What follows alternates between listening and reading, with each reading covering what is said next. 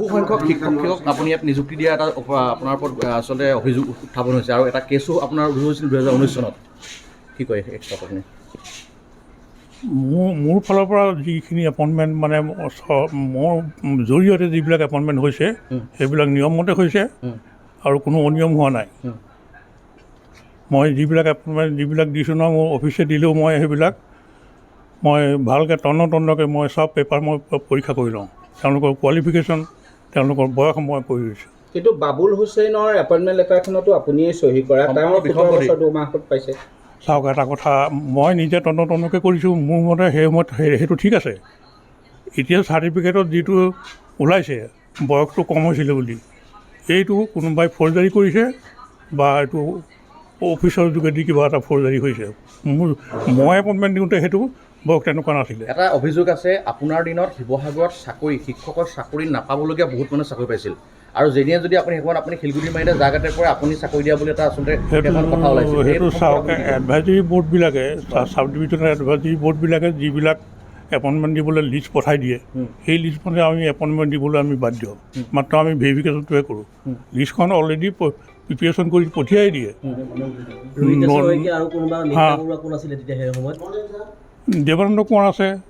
সিফালে আছোঁ চৰাইদেউত আছে শৰৎ বৰকটকী অঞ্জন দত্ত ক'ব বিচাৰে শৰৎ বৰকটকী দেৱানন্দ কোঁৱৰ আপুনি নিৰ্দেশতে আপুনি গোটেই যিটো অবৈধ নহয় নিৰ্দেশ তেওঁলোকে দিয়ে কিন্তু মই পৰীক্ষা কৰি চাই তেতিয়াহে এপইণ্টমেণ্ট দিওঁ মানে হেঁচা দিছিলে হেঁচা দিছে দেৱানন্দ কোঁৱৰ চেয়াৰমেন আছিলে আপোনাৰ অঞ্জন দত্ত চেয়াৰমেন আছিলে হিতেশ্বৰ শইকীয়া ভায়েক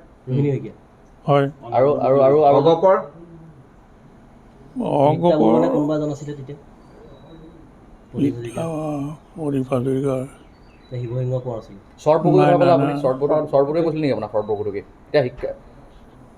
সৰ্বগতকী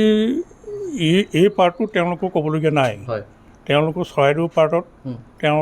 তেওঁৰ মানে ভতিজাক কোনোবা এজন আছিলে তেখেতক মানে নমিনেট কৰিছিলে চেয়াৰমেন হ'বৰ কাৰণে ব'ৰ্ডৰ চেয়াৰমেন সেইমতে তেওঁ চেয়াৰমেন হৈ পেলাই ব'ৰ্ড বহি চিলেকশ্যন লিষ্ট দিয়ে তেতিয়া এপইণ্টমেণ্ট দিয়া হয় সেই কথাটো কি আছিলে সেইটো চাওক যেতিয়া গভৰ্ণমেণ্ট যাব সময় হ'ল কেইদিনমান মাত্ৰ 10 দিনমান সময় আছিলে AGP চৰকাৰৰ দিনত তেতিয়া গভৰ্ণমেণ্টে এপইণ্টমেণ্টটো তাৰ আগলৈকে বন্ধ হৈ আছিলে অলপ কেইদিনমান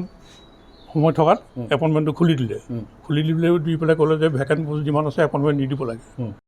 1983 ইয়াত বৰপাত্ৰদৌল হাইস্কুলত এপইণ্টমেণ্ট পাইছিলোঁ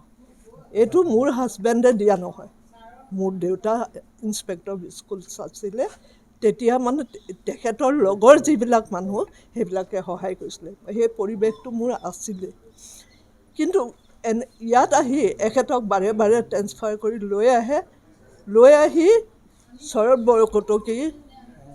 বৰকটকীয়ে জনক পঠিয়ায় প্ৰদীপ হাজৰিকাই